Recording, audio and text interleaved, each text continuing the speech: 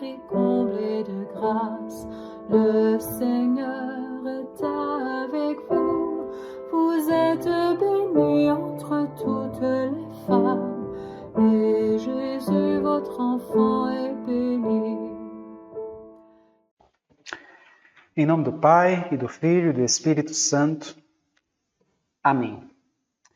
Olá, meus irmãos, mais uma vez estamos aqui para continuar o nosso estudo, nosso ensinamento, sobre o Catecismo da Igreja, o símbolo da fé cristã, a profissão da fé cristã. Nós estamos na nossa quarta aula, ainda tratando um pouco a respeito da revelação de Deus, a revelação divina. Na aula passada nós falávamos justamente um pouco sobre a transmissão desta revelação, que Deus se revela, ele se revela de fato. Agora, como essa transmissão é dada, como essa transmissão é feita? E aí nós falávamos um pouco sobre a transmissão da revelação divina, a tradição apostólica, que pode ser feita tanto de forma oral como de forma escrita, se assim pudermos evidenciar, Falávamos um pouco sobre essa condição que brota da própria pregação apostólica, se assim notarmos, Nós vamos perceber, por exemplo, a relação entre a tradição e a Sagrada Escritura, que nós também falávamos na formação passada. Nós vimos também a constituição da interpretação deste depósito da fé, como esse depósito da fé deve ser, de fato, interpretado, de fato, observado, e a constituição dos dogmas da fé, aquilo que realmente nós precisamos crer e que nós somos, de fato, somos levados a crer com o magistério da Igreja, conforme aquilo que o magistério da Igreja, que os padres, e os santos padres da Igreja também vêm a professar enquanto de matéria dogmática, enquanto dogma de fé. Nós falávamos um pouco sobre isso na aula passada, a questão do senso sobrenatural da fé, do senso no sentido do sentido mesmo, o sentido da fé. O povo de Deus ele já tinha no coração a realidade daquilo que já estava marcado na intimidade do coração do povo de Deus e que depois a Igreja vem a chancelar. Tudo isso nós meditávamos um pouco sobre a constituição da aula passada, mas hoje vamos dar continuidade ao nosso estudo e, por isso, inicialmente nós vamos rezar, vamos pedir a Deus que Ele venha em nosso auxílio e em nosso socorro diante de tudo aquilo que ainda vamos aprender, que o Senhor realmente possa iluminar mesmo nosso coração, nossa inteligência, possa de fato nos iluminar a tal ponto de encontrarmos efetivamente a verdade, nos tire de nós todo o espírito, vamos dizer, de confusão, de conflito, de divergência, que a unidade seja de fato a nossa mestra nesse nosso itinerário, E toda a realidade de confusão, de dispersão, Toda a realidade assim de querer entender segundo o meu jeito de entender, a minha forma de entender, que isso realmente não seja colocado aqui, não seja colocado no teu ensinamento, mas que você busque entender aquilo de acordo com o que nosso Senhor Jesus Cristo de fato está querendo nos passar, está querendo nos ensinar. E a partir do momento em que vamos aprendendo, que nós também possamos, de fato, vivenciar mesmo a realidade da fé, da moral, buscando efetivamente viver esta fé e esta moral, os costumes, aquilo que ensina, de fato, a Santa Madre Igreja. Por isso, rezemos e invoquemos a presença do Espírito Santo sobre nós. Vinde, Espírito Santo, enchei os corações dos vossos fiéis e acendei neles o fogo do vosso amor. Enviai, Senhor, o vosso Espírito, e tudo será criado, e renovareis a face da terra. Oremos. Ó Deus, que instruíste os corações dos vossos fiéis com a luz do Espírito Santo, fazei que apreciemos retamente todas as coisas, segundo o mesmo Espírito, e gozemos sempre de sua consolação. Por Cristo, Senhor nosso. Amém. Santa Maria, sede da sabedoria, rogai por nós. Em nome do Pai, do Filho e do Espírito Santo. Amém. Bem, meus irmãos, com grande alegria hoje nós continuamos, nosso estudo. Nós já falávamos há pouco que meditávamos ainda sobre a realidade da revelação de Deus. Falamos inclusive sobre a constituição dos dogmas da fé, realidades cada quais e nós precisamos também amadurecer, vivenciar tudo que faz parte daquilo que podemos chamar de desenvolvimento orgânico da igreja, né? Quando a igreja vai tendo de fato a maturidade para compreender certas realidades dogmáticas, certos dogmas, né? Vou dar apenas um exemplo, apenas para ilustrar aquilo que falávamos na aula passada, no que diz respeito à Imaculada Conceição de Maria, por exemplo. Você vai notar, vamos dizer, que por que este dogma só foi proclamado enquanto dogma no século XIX? Por que não aconteceu mais cedo? Né? Por que não aconteceu no século V, no século IV? Por que não aconteceu no início mesmo da igreja? Por que a igreja já não tinha proclamado efetivamente que Nossa Senhora era concebida sem pecado original? Observe o contexto histórico, meu irmão. No início dos primeiros séculos, né, da história da igreja, não se tinha ainda uma ideia clara de quem era a pessoa de Jesus Cristo. Ainda não se tinha uma ideia clara, vamos dizer, a respeito do dogma da Santíssima Trindade. Né? Não se sabia exatamente ainda essa realidade de Deus, que é Pai, Filho e Espírito Santo. O Pai é Deus, o Filho é Deus, o Espírito Santo é Deus, ou seja, ainda não se tinha uma ideia clara das pessoas da Santíssima Trindade. Não se tinha uma ideia clara ainda da realidade de Nosso Senhor Jesus Cristo. Né? Ainda não se tinha definido enquanto verdade de fé, vamos dizer assim. Logo nos primeiros séculos do cristianismo, várias heresias surgiam aí dentro desse contexto. Né? O arianismo, o macedonismo, né? O apolinarismo, o milenarismo, o gnosticismo, tantas e tantas heresias, o montanismo. Ao longo dos primeiros séculos da história, em que a igreja se via de realidades assim que precisava ter definidas outras realidades de fé mais urgentes e que eram muito mais essenciais para aquele momento. Né? Então você vai percebendo essa condição, o chamado nestorianismo, pelagianismo, monofisismo, o monotelitismo, né? Realidades que havia necessidade de se dar uma resposta e de se definir enquanto dogma de fé. Né? Proclamação de um dogma da Imaculada Conceição de Maria no início dos primeiros séculos seria no mínimo irresponsável, imprudente, né? Tendo em vista que outras realidades ainda precisavam ser mais firmadas, digamos assim. Apenas quando a igreja tem a maturidade para compreender a realidade dogmática da Imaculada Conceição, por exemplo, né? Como agora mais adiante, no século XX, 1950, 15 de agosto de 1950, em uma outra bula, agora o Papa Pio XII, a bula era a Munificentíssimos Deus, em que é proclamado o dogma da Assunção de Maria. Né? Maria foi elevada ao céu de corpo e alma.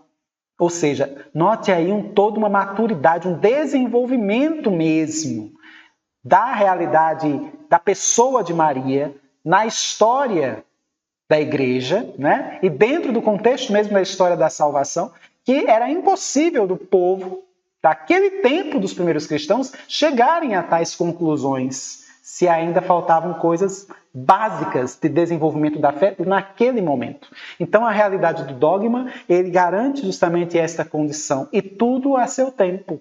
Né? Tudo a seu tempo, se assim pudermos observar. Se assim bem evidenciarmos, isso tudo nós falamos um pouco disso na aula passada, né? E hoje nós vamos tratar um pouco mais a respeito, de forma mais específica, mais efetiva, acerca da Sagrada Escritura, né? Aquilo que nós vamos chamar de a Bíblia, né? A Palavra de Deus, se nós percebermos aí esta condição. E o Catecismo da Igreja, já no número 101, ele vai tratar aí, né, nesse número 101, no parágrafo 101, já tratando de Cristo. É a palavra única da Sagrada Escritura.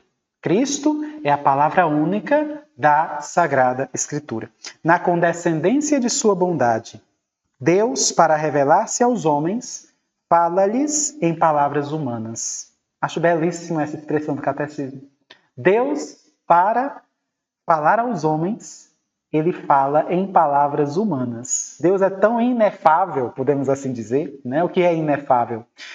Vamos dizer assim, algo que não é dizível, né? Não se pode dizer coisas sobre Deus no sentido que chegue à sua plenitude, digamos assim.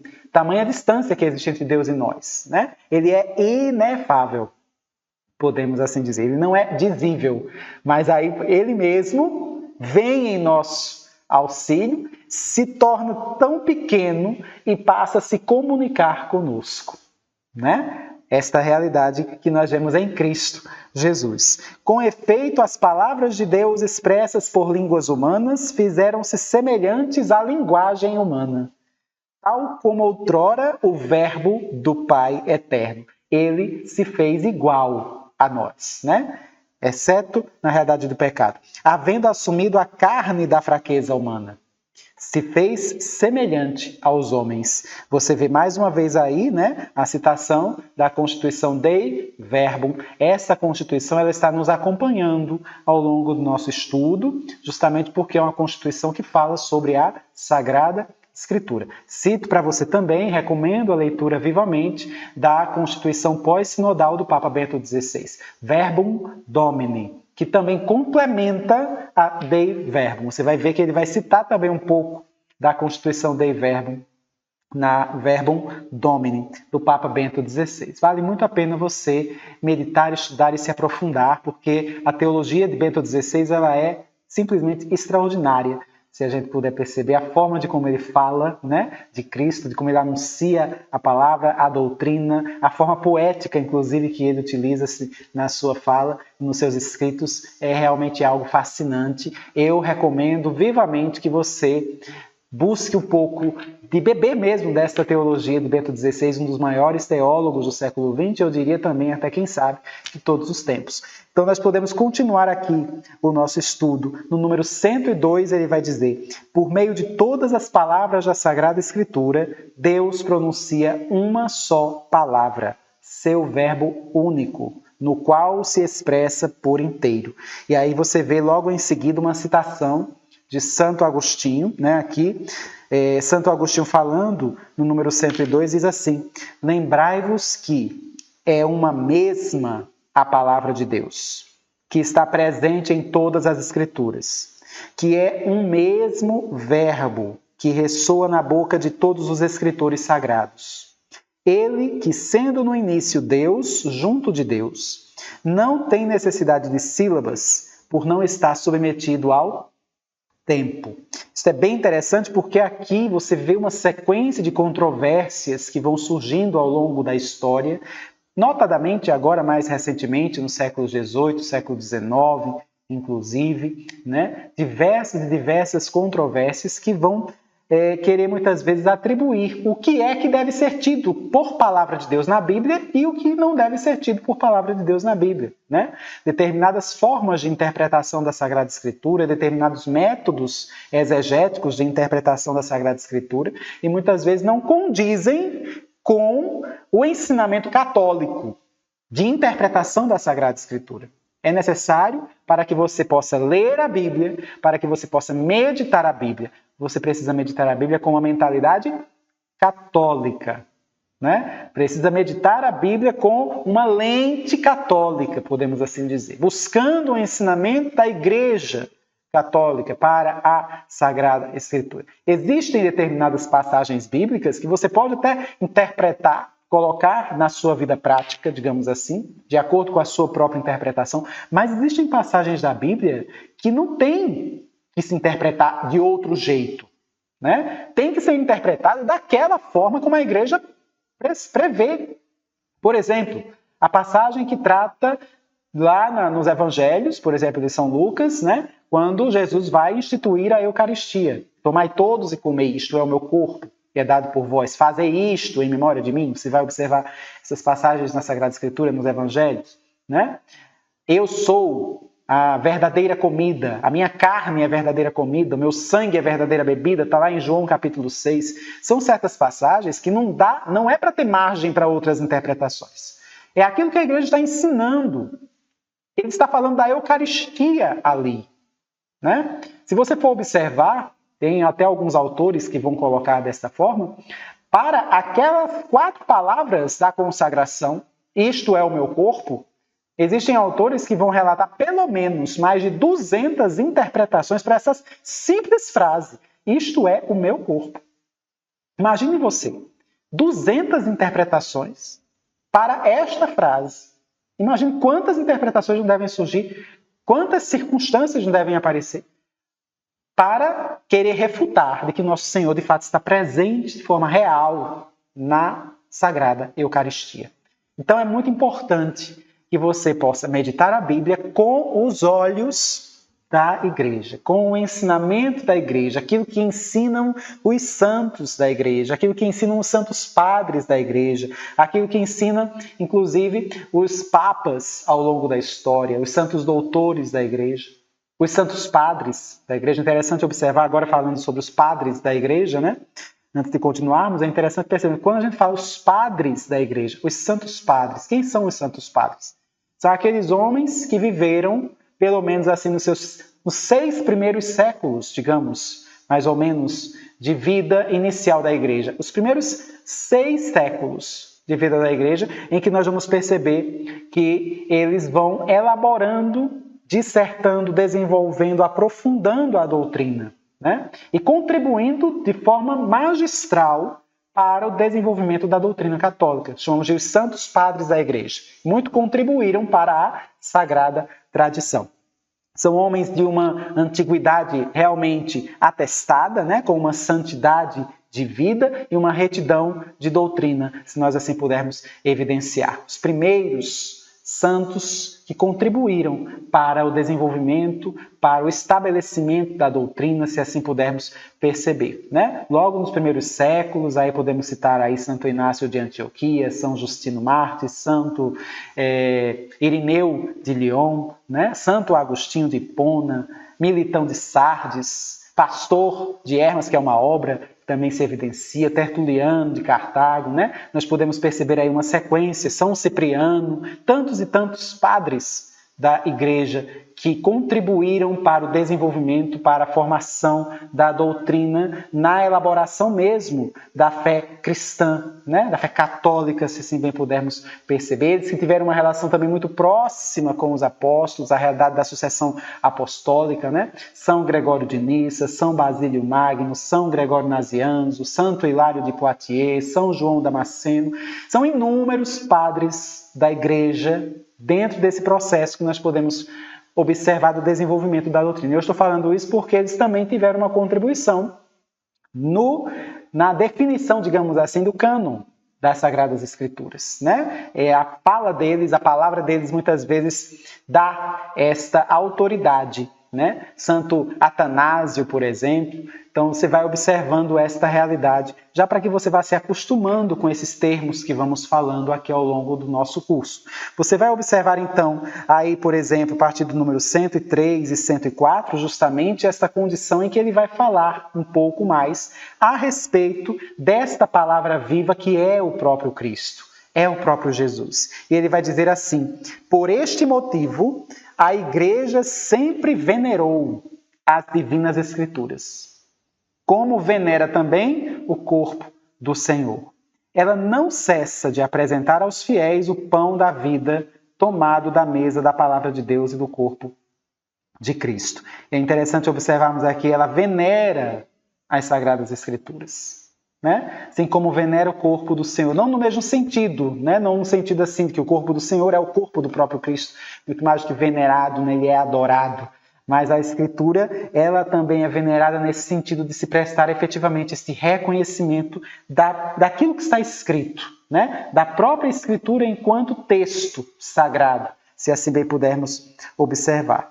E no número 104 ele vai falar: na Sagrada Escritura a Igreja encontra incessantemente seu alimento e sua força, pois nela não acolhe somente uma palavra humana, mas o que ela é realmente, a palavra de Deus, como diz a primeira carta aos Tessalonicenses, lá no capítulo 2, né? Com efeito, nos livros sagrados, o Pai que está nos céus vem carinhosamente ao encontro de seus filhos e com eles fala. Perceba que é uma realidade de fé. Esse catecismo realmente é um presente para nós. É uma realidade mesmo de fé. O Pai vem ao nosso encontro e conosco ele fala ao nosso coração, por meio da Sagrada Escritura. Toda ela é palavra de Deus. Toda ela fala de Jesus Cristo. Toda ela tem Jesus Cristo como centro, como catequese. Importante observarmos esta condição. Então você vai observando esta visão aí. A partir do número 105 ele vai falar um pouco a respeito da inspiração, da verdade da Sagrada Escritura, né? Ele mesmo vai dizer assim, no número 105. Acompanhe comigo. As coisas divinamente reveladas, que se encerram por escrito e se manifestam na Sagrada Escritura, foram consignadas sob inspiração do Espírito Santo. A Santa Mãe Igreja, segundo a fé apostólica, tem como sagrados e canônicos os livros completos, tanto do Antigo como do Novo Testamento, com todas as suas partes, porque, escritos sob a inspiração do Espírito Santo, eles têm Deus como autor, e nesta sua qualidade foram confiados à própria Igreja. Mais uma vez, o Catecismo cita a Dei Verbum. É interessante observarmos essa realidade. Muitas pessoas questionam, né? Dizendo muitas vezes assim, mas a Bíblia foi escrita por homens. A Bíblia tem falhas, a Bíblia tem erros, a Bíblia tem esta realidade toda humana. Ela foi escrita por homens. Como é que você diz que ela é palavra de Deus, que ela é inspirada por Deus? É justamente aí onde você vai observar o número 106. Observe o que o parágrafo 106 ele vai dizer. Deus inspirou os autores humanos dos livros sagrados. Na redação dos livros sagrados, Deus escolheu homens, dos quais se serviu, fazendo-os usar suas próprias faculdades e capacidades, a fim de que, agindo Ele próprio neles e por meio deles, escrevessem como verdadeiros autores tudo e só aquilo que Ele próprio queria, que o Senhor mesmo queria. Observe que beleza o Catecismo vai colocar aqui, inclusive citando mais uma vez a Dei Verbum. Isso está na Dei Verbum, na Constituição Dogmática do Vaticano II. Vai dizer justamente que Deus inspirou homens sagrados, autores, que nós chamamos de autores sagrados, né? Podemos chamar de agiógrafos. Os autores sagrados foram inspirados por Deus para que, através das próprias faculdades, as suas próprias faculdades mentais, né? A sua própria forma de escrever, seu próprio jeito de escrever, seu próprio contexto cultural de escrita, eles pudessem escrever aquilo que o próprio Deus queria que eles escrevessem. Isso é interessantíssimo observar, né? Ao longo de toda a história de desenvolvimento dos livros sagrados. Começou, quem sabe, por volta de séculos e séculos antes de Cristo, podemos estar falando aí de século X antes de Cristo, século XI antes de Cristo, relatando fatos e acontecimentos de séculos ainda mais anteriores ainda, né? E nós percebemos todo o contexto de desenvolvimento mesmo do povo de Deus sendo narrado na Escritura, de uma sequência, de série mesmo de livros que vão sendo escritos, né, nas línguas originais daqueles povos. Podemos aí citar o hebraico e o aramaico inicialmente, né? Mais tarde, com o período da diáspora e o período em que muitos judeus eles acabam indo para outros territórios, chegando a regiões ligadas à Grécia, né? Até com o próprio desenvolvimento do Império Grego, né? O desenvolvimento lá daquela região de Alexandria, que também foi dominada pelos gregos, e aí começa também a ser escrita uma parte da Sagrada Escritura em grego. O próprio Novo Testamento mesmo vai sendo escrito, uma boa parte, grande parte dele, se não toda ela, é escrita em grego, né? Nós vamos percebendo esta realidade, esta condição, ou seja, o grego, por exemplo, de Marcos, que não é igual ao grego de Lucas, né? O grego de Marcos talvez seja um grego mais difícil, mais rasteiro, vamos dizer assim, nossa linguagem, né, popular. O grego de Lucas talvez seja um grego mais erudito, né? Se nós pudermos observar a forma de como eles escrevem, claro e evidentemente, como homens que são, deveria ter algum erro na escrita, né? Na escrita, mas a mensagem passada era justamente aquela mensagem que Deus queria que eles tivessem enviado, né? Tivessem passado através daquela escrita. Fora ainda outras realidades que vamos ver a posteriori, né? Nós vamos evidenciar aí no número 107, ele mesmo vai falar: os livros inspirados ensinam a verdade. Portanto, já que tudo o que os autores inspirados, ou agiógrafos, afirmam, devem ser tido como afirmado pelo Espírito Santo. Deve-se professar que os livros da Escritura ensinam com certeza, fielmente e sem erro, a verdade de Deus. A verdade que Deus, em vista de nossa salvação, quis fosse consignada nas Sagradas Escrituras. Todavia, a fé cristã não é uma religião do livro. Aquilo que falávamos há pouco, né? Catecismo mesmo, número 108, vai falar. Na aula passada mesmo mencionamos isso. A igreja não é uma religião do livro. Aqui no número 108 você já pode observar isso. O cristianismo é a religião da palavra de Deus. Não de uma palavra escrita e muda, mas do verbo encarnado. Palavra não se fez livro, a palavra se fez carne. Né? Perceba bem esta realidade. Para que as escrituras não permaneçam letra morta, é preciso que Cristo, palavra eterna de Deus vivo pelo Espírito Santo, nos abra o espírito à compreensão das Escrituras. Você pode até grifar isto no seu catecismo, se você tiver com ele em mãos. Nos abra o espírito à compreensão das Escrituras. É necessário que o nosso coração esteja aberto à compreensão da Bíblia, a palavra de Deus. E é importante, inclusive, que o teu coração tenha, inclusive, aquela mentalidade católica, né? O espírito católico, no entendimento, na leitura, na interpretação da Bíblia, da palavra de Deus, dentro desse contexto. É por isso que, logo no número 109, nós chegamos aí no item 3, né? O Espírito Santo como intérprete da Escritura. No número 109, ele vai falar aí justamente essa realidade da necessidade de que é o Espírito mesmo quem vem a inspirar, efetivamente. Inspira inicialmente a Igreja, magistério da igreja, e a Verbum Domini de Bento XVI vai tratar justamente disso para poder efetuar uma eficaz interpretação da Escritura Sagrada, meu irmão. É preciso que você primeiro entre na igreja.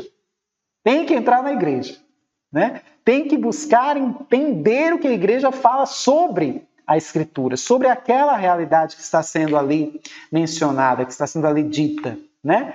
Não tem como você interpretar a Bíblia com outro olhar.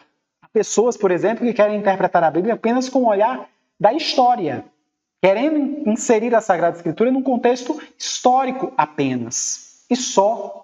Né? Apenas detalhar fatos históricos, detalhar fatos literais, detalhar fatos, realidades que por vezes a Sagrada Escritura não está aí para determinar estas realidades. Né? A Sagrada Escritura tem o propósito de ensinar verdades religiosas, verdades teológicas. Não é um objetivo da Bíblia estar narrando um contexto histórico na sua fidedignidade. Entende? Mas uma realidade, uma verdade teológica, se assim bem pudermos perceber. Ou seja, é preciso ter o olhar da igreja. Percebe? É outro grande dilema que a igreja vivencia. É outro grande dilema que a igreja passa, sobretudo aqui a igreja na América Latina. Quantas e quantas interpretações que observamos até determinadas Bíblias, se você for evidenciar. Me parece até mesmo a Bíblia, digamos, da edição pastoral, aquela Bíblia da edição pastoral. Né? As notas de rodapé, se você for observar daquela Bíblia, né?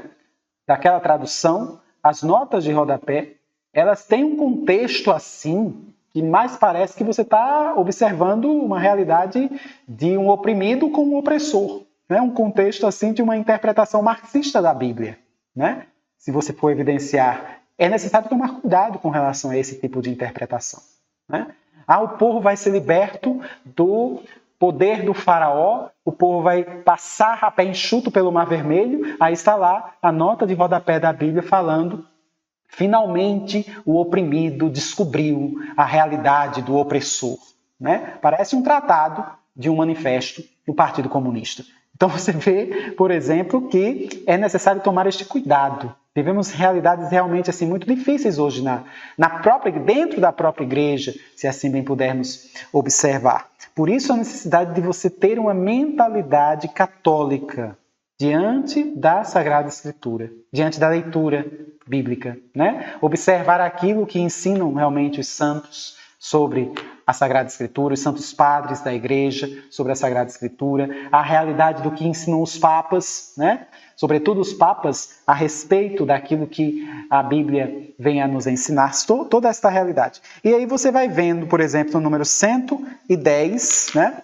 Para descobrir a intenção dos autores sagrados, há que levar em conta as condições da época e da cultura deles, os gêneros literários. A Sagrada Escritura é riquíssima de gêneros literários, de figuras de linguagem, inclusive, né? Na Bíblia, de fato, você tem relatos históricos, os próprios evangelhos são documentos até históricos para serem evidenciados. Mas você também tem na Bíblia diversos outros gêneros literários. Você apresenta na Bíblia metáforas, você tem na Bíblia crônicas, você apresenta na Bíblia linguagens de estilo apocalíptico, você tem na Bíblia midrashs, né, que são como que novelas bíblicas, se assim bem pudermos observar. Alguns relatos bíblicos que não necessariamente são relatos históricos, mas eles têm um caráter bastante edificante para a vida cristã. Né? Você vai observar momentos de oração na Bíblia, você tem contos na Bíblia, então você tem inúmeras formações literárias, gêneros literários na Sagrada Escritura. Isso precisa ser levado em conta, além do próprio gênero do contexto histórico, né? Se assim bem pudermos evidenciar. E ele vai dizer, no número 110, né? Os gêneros literários em uso naquele tempo. Ou seja, na forma como foi escrito, existiam gêneros que eram muito comuns naquela época para transmitir o conhecimento, né? Os modos, então, correntes de sentir, de falar e de narrar. Você bem pode notar em determinadas partes da Bíblia que tem momentos em que ele narra a mesma coisa várias vezes, né? O mesmo escrito várias vezes. Se você pegar, por exemplo, um livro do Levítico mesmo, né?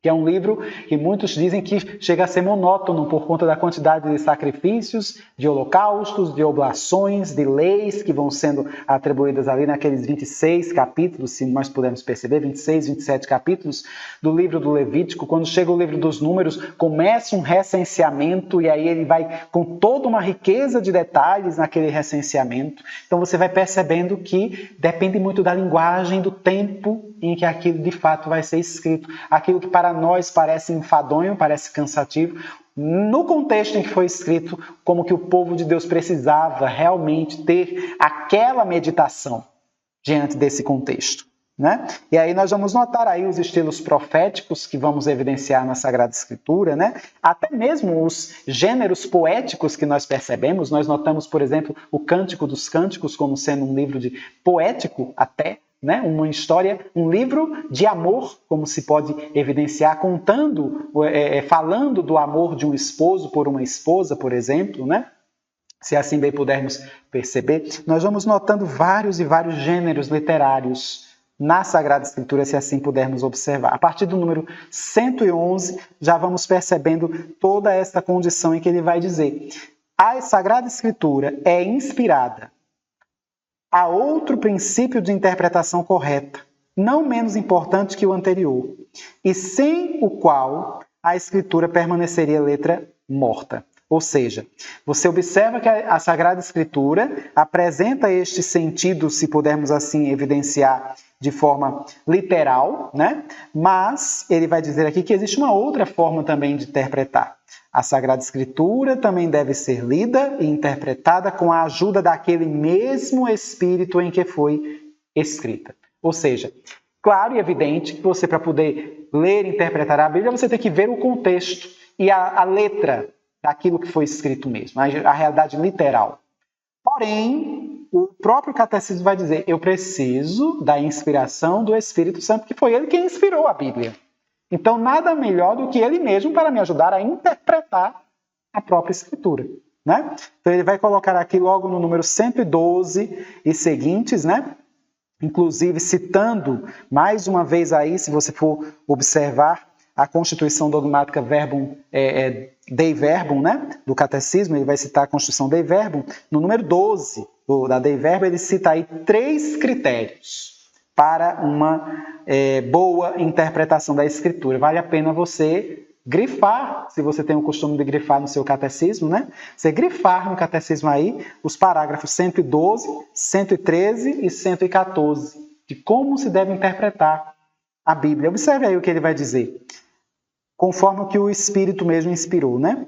Primeiro, prestar muita atenção ao conteúdo e à unidade da Escritura inteira. Ou seja, toda a Bíblia ela é um conjunto, podemos assim observar. Todos os efeitos históricos, os feitos que a Bíblia evidencia, a realidade da Sagrada, é todo um conjunto, se nós formos observar. Eu tenho que observá-la, lê-la, né? Interpretá-la, prestar atenção de fato ao conteúdo dela como um todo.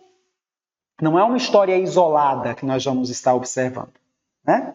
Pois, por mais diferentes que sejam os livros que a compõem, a Escritura é una em razão da unidade do projeto de Deus, do qual Cristo Jesus é o centro e o coração, aberto depois de sua Páscoa. Você vai observar isso aí logo a primeira forma que você deve buscar interpretar a Sagrada Escritura. O Antigo Testamento, apesar de não ser a época em que Jesus veio, mas no Antigo Testamento, Jesus ele é presente assim, é sempre narrado, é sempre lembrado, se nós pudermos evidenciar, né? É sempre anunciado, né, o Messias dentro desse contexto. Aquilo que Santo Agostinho vai dizer, por exemplo, né? O Antigo Testamento esconde o Novo Testamento. E o Novo Testamento revela o Antigo Testamento. Acho belíssima esta expressão. O Antigo Testamento tem o Novo escondido. Tem o Novo Testamento escondido. Se você notar, é sempre falando, virá um Messias, né? Uma virgem conceberá, dará à luz um filho, porás o nome de Emanuel, que será chamado Deus conosco. Várias menções que são dadas, que são evidenciadas no Antigo Testamento. O livro dos Salmos, o livro do coração do povo de Deus, um livro de oração, como o povo rezava, né? Existem passagens ali que são claramente messiânicas, se você for observar. Meu Deus, por que me abandonaste? Quando você vai observar lá no Salmo 21, você vai evidenciar. É o próprio Cristo, aquele salmo parece que é o próprio Cristo rezando na cruz. Entende? Então você vai notando que o Antigo Testamento está ali escondendo, né, o Novo. E de repente, quando vem o Novo Testamento, você vê que ele revela o Antigo Testamento. O nosso Senhor Jesus Cristo mesmo vai dizer: eu não vim abolir a lei e os profetas, eu vim dar pleno cumprimento à lei e os profetas. Ou seja, eu vim revelar agora o que vocês estavam vendo mediante uma certa penumbra, um certo véu. Aquilo que acontece quando Jesus morre na cruz, o véu do santuário se rasga, se parte ao meio. Ou seja, fazendo menção, agora podemos ver o que está lá no Santo dos Santos, né? Por ocasião dessa realidade da morte de Cristo. Ou seja, você vê que é uma leitura que deve estar concatenada, toda unida. O Antigo Testamento com o Novo, do Gênesis ao Apocalipse, você vê tudo isso. O Gênesis que começa com um casamento, o Apocalipse que termina com um casamento, né? O Gênesis começa com o casamento do gênero humano, né? O homem com a mulher, o homem deixará seu pai e sua mãe, se unir-se-á a sua mulher, se tornará uma só carne com ela. No Apocalipse, no capítulo 22, falando das núpcias do Cordeiro com a sua esposa, a igreja, Maranatá. Vem, Senhor Jesus. Então você vê que é um todo e é uno, se você for observar. Então, esta é a realidade que nós precisamos compreender aqui lá nesse número, nesse parágrafo 112. Observe o que diz aí esta pequena citação quando ele vai falar ainda no parágrafo 112. O coração de Cristo designa a Sagrada Escritura que dá a conhecer o coração de Cristo. Veja bem, o coração estava fechado antes da paixão, pois a Escritura era obscura. Mas a Escritura foi aberta após a paixão, pois o que a partir daí tem a compreensão dela, consideram e discernem de que maneira as profecias devem ser interpretadas. Veja bem que é tudo uma questão também de maturidade. Este é o primeiro ponto. O segundo ponto, ler a Escritura dentro da tradição viva da igreja inteira. Ou seja, eu tenho que ler a Escritura com os olhos católicos, com o olhar da igreja católica, dentro da tradição viva da igreja como um todo. É muito importante isso também, né? A Igreja Católica, ela tem uma fé que ela deve ser abraçada como um todo, por isso católica, né? Katarholos, do grego, né? Para o todo, podemos assim observar. A partir do momento que eu escolho o que é que eu devo crer, né? Eu não creio na Imaculada Conceição. Eu sou católico, mas não creio na Imaculada Conceição de Maria. Eu sou católico, mas eu não creio que tem livros, esses livros todos aqui são inspirados da Bíblia. Eu sou católico, mas eu não creio no dogma da infalibilidade papal. Eu sou católico, mas eu sou a favor do aborto, por exemplo. Né? Ou seja, que qualidade de católico é você? E responda, né? Daí de onde você está e que pensa desta forma. Né? Porque isso... Você está escolhendo o que você quer acreditar. É aí onde entra a expressão heresis, né? Heresia. O que é a palavra heresia? Heresis, em grego, significa escolha. Eu escolho naquilo que eu tenho que acreditar. Foi o que fez Lutero, eu e seus seguidores. Eu escolhi, né? A realidade de Lutero foi uma realidade puramente mais eclesiológica, se assim pudermos perceber. Uma realidade que se encontra a igreja, né? Ele perdeu a fé na igreja. Uma coisa que normalmente não tinha acontecido até o século XVI. A fé na igreja passou a ser contestada por Lutero e depois por Calvino, por Zwinglio e tantos outros que vieram depois, né? Então você vai observar esta realidade. Perdeu a fé na igreja. Agora eu vou escolher no que eu quero crer. Ou seja, eu me torno um herege. Diferente de católico, crer no todo. Né? O católico é justamente essa expressão, aquilo que se pudermos observar uma fala de uma obra, inclusive, de São Vicente Lérins, né? Ele vai falar que a fé católica é justamente esta fé, uma fé acreditada em todos os lugares, em todos os tempos e por todos os fiéis.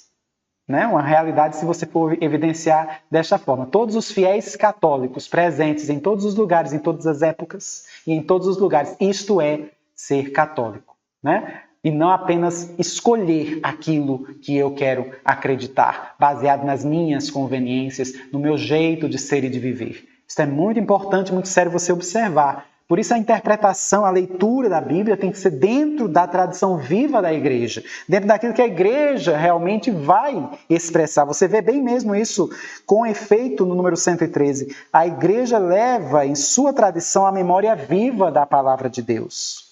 E é o Espírito Santo que lhe dá a interpretação espiritual da Escritura. O Espírito Santo que dá à igreja a interpretação espiritual da Escritura. E no número 114, a terceira forma de interpretação da Bíblia. Estar atento à analogia da fé.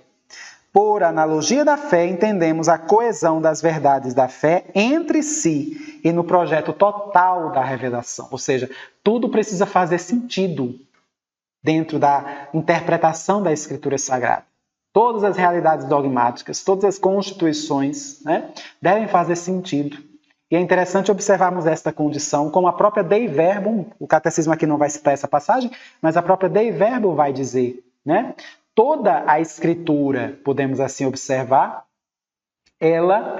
toda a revelação, né? Se pudermos perceber, toda a relação está presente na Sagrada Escritura. Toda ela, toda a revelação. Se você quiser procurar na Bíblia as respostas para todas as questões que você tiver com relação à fé católica, embora não seja necessário, porque bastaria que a igreja mesmo dissesse, se pronunciasse, mas você querendo, você encontra a resposta para toda a realidade da fé católica, se encontra na Sagrada Escritura. Com a própria Dei Verbum vai dizer, toda a revelação se encontra na Sagrada Escritura, mas nem toda a revelação está explicitada, está explícita assim, dada de mão beijada, vamos dizer assim, na Escritura. Preciso ver um pouco, ver o contexto, observar as realidades, né? Dentro desse contexto e observar até a interpretação.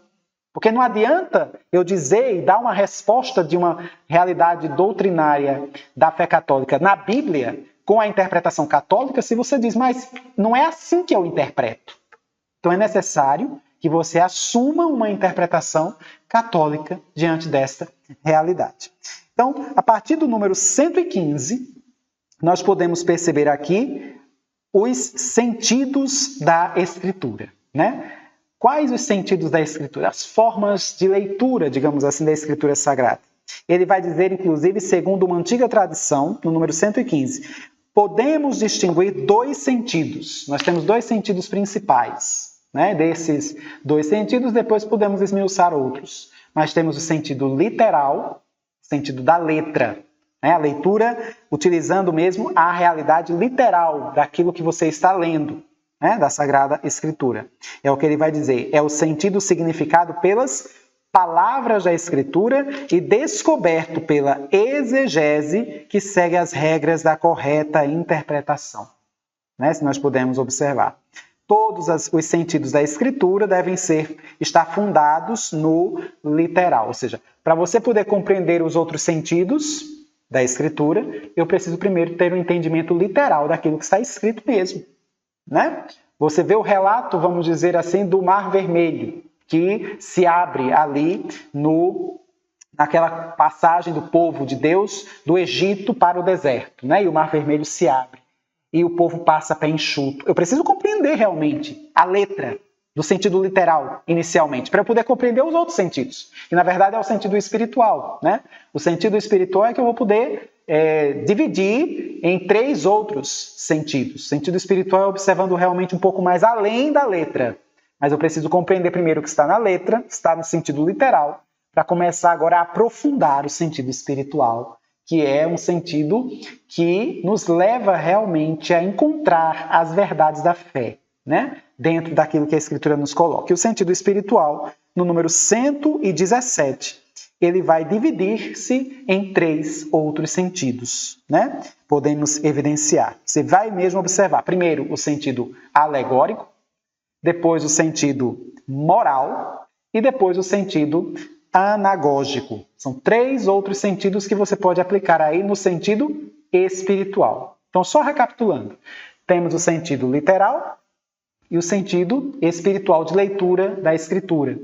E o sentido espiritual eu ainda posso esmiuçar em três outros sentidos. Sentido alegórico, sentido moral, sentido anagógico.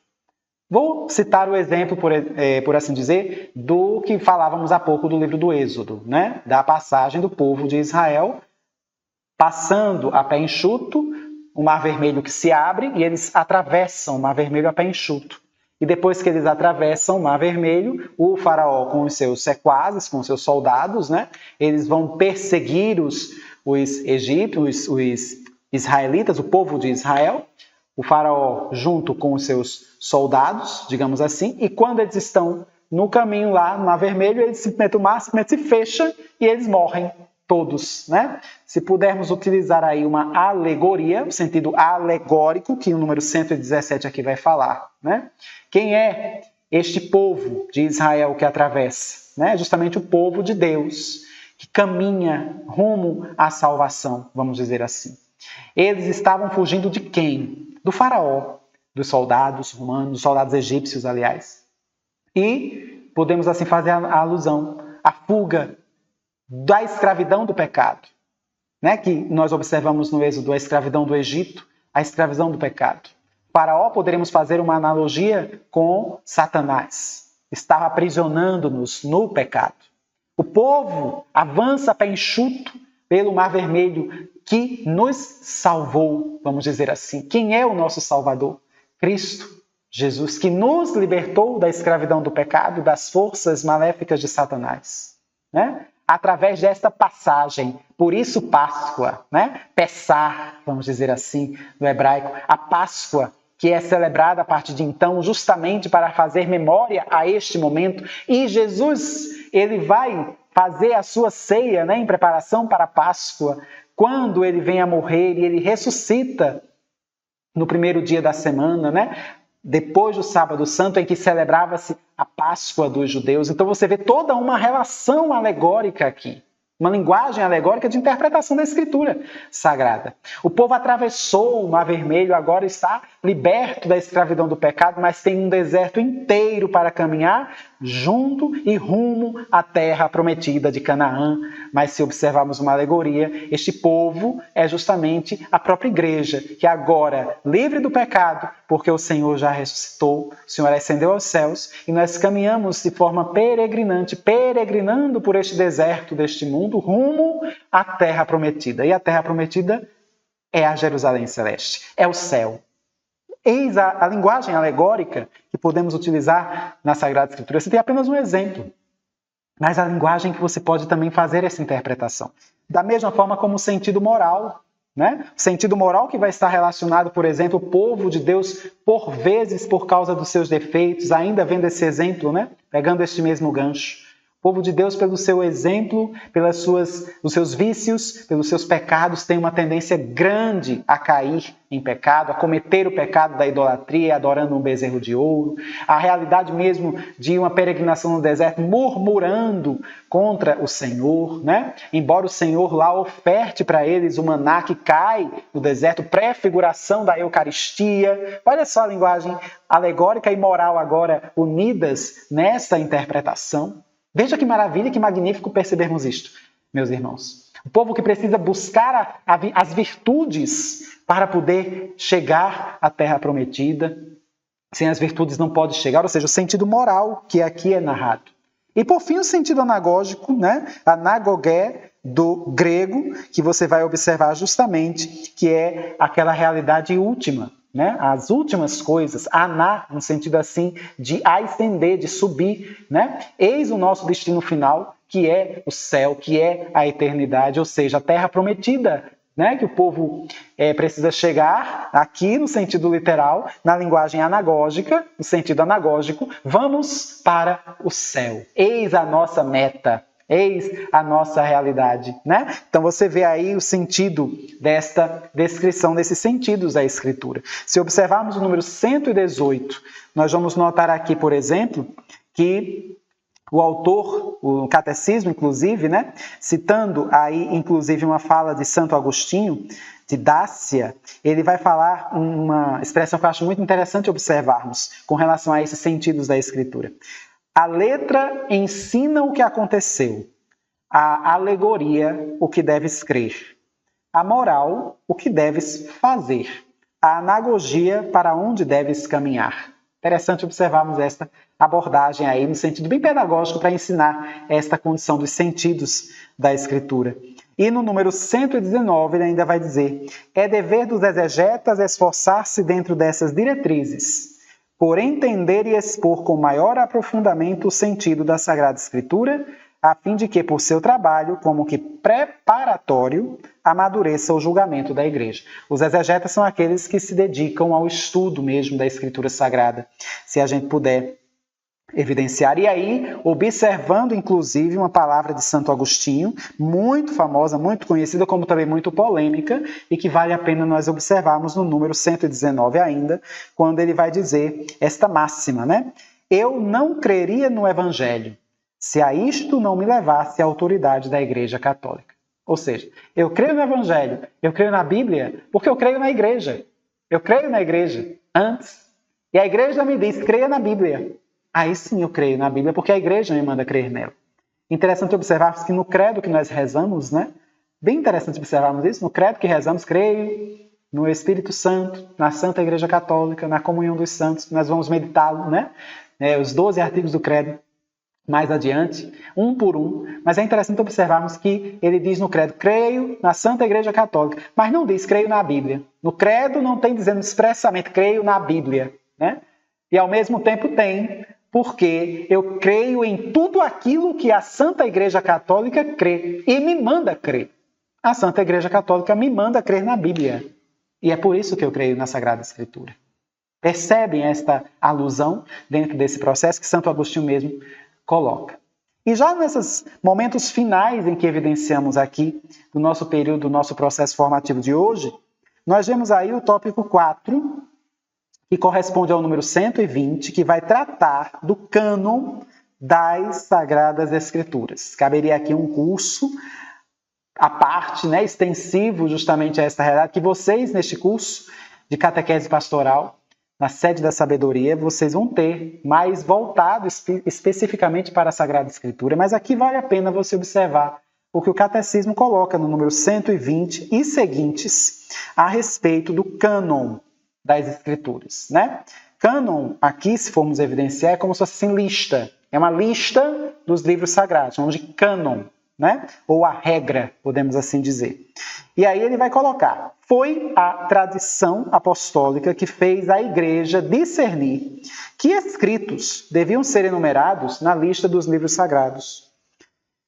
Esta lista completa é denominada Cânon das Escrituras. Ela é composta por 46 livros, né? Se contarmos por 45, se contarmos Jeremias e Lamentações juntos, escritos para o Antigo Testamento, e 27 livros escritos para o Novo Testamento. Então, se nós formos evidenciar aí, ele traz a lista, a relação de todos os livros que compõem a Sagrada Escritura, e o Catecismo faz questão de mencionar todos os 73 livros, se assim bem pudermos evidenciar, né? Do cânon das Escrituras. Nós vamos observar que esta Bíblia, ela não caiu do céu, importantíssimo observar isso, né? Pense bem, a igreja não nasceu com a Bíblia, a igreja nasceu com Cristo, né? A Bíblia, da forma como nós a temos, ela, daqui para que ela viesse a se tornar o que ela é, né? Hoje para nós, foram séculos até ela poder chegar às nossas mãos do jeito que ela está aqui, né? Porque, pense bem, meu irmão, a Bíblia, quando ela foi composta, quando ela começou a ser escrita, logo antes de Cristo, né? Ela não era composta em papel bonitinho, com uma caneta esferográfica, nem era com uma folha impressa. Né? Eram pergaminhos, eram papiros, era escrita à mão, né? Com uma linguagem difícil, muitas vezes tinha que causar o acidente no papiro lá para poder formar uma letra, então não era tão fácil a escrita da Bíblia. Não era uma biblioteca que não cabia num quarto, se formos observar, pegar todos os escritos sagrados. Entende? Quando chega o Novo Testamento, ainda foram pelo menos uns 3 a 4 séculos de briga para ver quais livros seriam considerados canônicos ou não, se formos observar. A definição do cânon do Antigo Testamento, a definição do cânon do Novo Testamento. Alguns livros, inclusive alguns estudiosos, até exegetas mesmo, né? Dentre eles até alguns hereges, que colocavam livros demais na Bíblia. Não tem que conter mais livros, quase 100 livros a Bíblia, né? Tinha determinadas formas de heresias que diziam que não tem que ter muitos livros mesmo, é para colocar tudo, né? Então, o gnosticismo, pela realidade gnóstica, colocava tudo quanto era livro escrito naquele tempo, como o livro da Sagrada Escritura. Já Marcião era o inverso, era para tirar. Tira praticamente todas as cartas de Paulo, deixa só a carta de Tiago, deixa somente o Evangelho de Lucas, não precisa mais do que o Evangelho de Lucas. Tira o Mateus, tira Marcos, tira qualquer outro evangelho que for aparecendo, deixa só Lucas. Então você via que eram assim, eram debates, brigas e mais brigas ao longo destes séculos, né? E nós íamos vendo, até mesmo as próprias comunidades cristãs nas suas reuniões, né? Os debates e as leituras bíblicas, certos livros que eram utilizados como palavra de Deus e que hoje não estão na Bíblia. Se você for observar, por exemplo, o livro muito conhecido da Antiguidade, Pastor de Hermas, ele era um livro muito cotado para estar na Sagrada Escritura. No entanto, ele não está, né? O Apocalipse de São João, né? O Apocalipse de São João não era um livro favorito, digamos assim, para estar na Sagrada Escritura. No entanto, foi ele que entrou, né? Mas tinha lá Apocalipse de Pedro, Apocalipse de Judas, Apocalipse de Barnabé, Apocalipse de Paulo. Tinha vários apocalipses. O de João, por conta da linguagem que foi utilizada, né? Muito difícil às vezes de ser abordada, então não estava como um livro favorito, digamos assim, para entrar na Escritura. Mas no último instante acabou que foi o Apocalipse de São João que entrou. O livro de Esther, por exemplo, é um livro muito cotado para estar presente na Sagrada Escritura. Tivemos livros como, por exemplo, livros de Aristides de Atenas, que estava também muito cotado e não entrou na Sagrada Escritura, né? A Didaque, o primeiro catecismo cristão, também estava muito como um favoritismo para entrar na Sagrada Escritura, o Didaquê, né? Significa instrução normativa, tido pelos historiadores como o primeiro catecismo cristão. Para entrar na Sagrada, não entrou. na Sagrada Escritura, né? As comunidades começavam a ler muito frequentemente diversos evangelhos. Daqui a pouco elas começaram a concentrar mais as leituras nos evangelhos de Mateus, de Marcos, de Lucas, de João, mas tinham outros evangelhos. O evangelho de Pedro, que não era nem atribuído a Pedro necessariamente, mas dava o nome de Pedro. Né? Evangelho de Paulo, o evangelho de Barnabé. Tem? Atos dos apóstolos, tinham vários atos. Atos de Paulo, atos de Tiago, atos de João. Entrou os atos dos apóstolos. Então veja que não foi uma coisa simples para se resolver. Né? A igreja foi discernindo, e não foi um discernimento de um final de semana, foi um discernimento de séculos. Né? Santo Atanásio, um dos grandes santos logo do século IV, na história da igreja, ele primeiro foi quem enumerou isso no século IV. Eu estou falando aí mais ou menos do ano 350, 360 depois de Cristo, né? Ele praticamente foi quem primeiro enumerou a sequência dos livros bíblicos, tal como nós temos aqui, né? Narrada do jeito que nós temos. Pelo magistério da igreja, a primeira vez que surge na projeção de um papa falar na Sagrada Escritura foi por ocasião do Papa Dámaso, por volta do ano 380, quando ele promulga um documento magisterial. Quais livros deveriam estar compostos no cânon das Escrituras Sagradas? Né? O Gênesis, Êxodo, Levítico, Números, Deuteronômio, Josué, Juízes, primeiro livro de Samuel, segundo livro de Samuel, Ruth, primeiro livro de Reis, segundo livro de Reis, primeiro das Crônicas, segundo Crônicas, até o Apocalipse de São João. A coisa foi começando a ficar mais clara, a ficar sendo mais definida. E aí a comunidade católica, a igreja, ela começou a trabalhar mais com a Escritura, com aqueles livros que foram já evidenciados pelo próprio magistério, aos poucos. Né? Ou seja, existia uma certa obediência nesse sentido, de se observar a definição destes cânones que você observa aí tanto no número 121, como no número 122 e 123. A definição do cânon do Antigo Testamento. Né? Como você pode observar no número 123, os cristãos veneram o Antigo Testamento como verdadeira palavra de Deus. A igreja sempre rechaçou vigorosamente a ideia de rejeitar o Antigo Testamento sob o pretexto de que o Novo o teria feito caducar. Ou seja, o chamado marcionismo, a ideia de Marcião, de dizer que o Antigo Testamento não precisava, tirava todos os livros. Enquanto o gnosticismo mandava botar demais, o marcionismo mandava botar de menos. Entende? Então houve um discernimento aqui. E aí você vê também o discernimento para a composição do Novo Testamento, né, que Paulo vai escrever, várias pessoas escreveram naquele tempo. Né? Inácio de Antioquia, por exemplo, escreveu pelo menos 7 cartas a diversas comunidades eclesiais daquele tempo. O próprio Clemente Romano, o 4º Papa da Igreja, né, escreve uma carta também belíssima aos Coríntios. Entende? Carta de São Clemente aos Coríntios. Uma carta linda, mas não entrou como palavra de Deus, como cânon das Escrituras Sagradas. Né? Interessante percebermos isto. Quando eu falo do Papa Clemente, eu estou me referindo aí por volta do ano 90 depois de Cristo, para você ver o quanto nós estamos realmente lá no início mesmo da era apostólica, nesse momento, já um período já pós-apostólico praticamente, né? Praticamente nesse tempo aí quase só o apóstolo João ainda estava vivo. Então você vai observar aí esta condição que o Novo Testamento vai evidenciando. No número 125 ele diz: os evangelhos são o coração de todas as Escrituras, uma vez que constituem o principal testemunho da vida e da doutrina do Verbo encarnado, nosso Salvador. Então surgiram várias versões da Sagrada Escritura. Versões somente do chamado Sínodo de Jamnia, né, dos judeus. Versão da Septuaginta, né, a versão grega dos 70, se assim pudermos evidenciar. Mas a igreja, ela estabeleceu o seu próprio cânon. Né? Isso por volta do século IV, no Concílio de Roma, no Concílio de Hipona, né? Por ocasião do Papa Dámaso, que vai trabalhando justamente esta Constituição. E aí você vai percebendo, ao longo da leitura que você pode ir fazendo no Catecismo, né? Você vai observando justamente a Constituição da formação dos evangelhos mediante uma transmissão oral, como também de uma transmissão escrita, uma tradição oral, como também de uma tradição escrita dentro desse processo.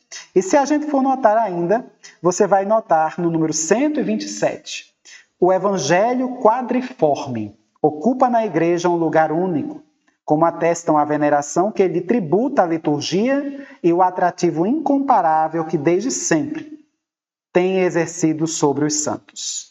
Ou seja, o Evangelho quadriforme no sentido de que são 4 evangelhos, né? Evangelho de Mateus, Marcos, Lucas e João, que são evangelhos autênticos, né?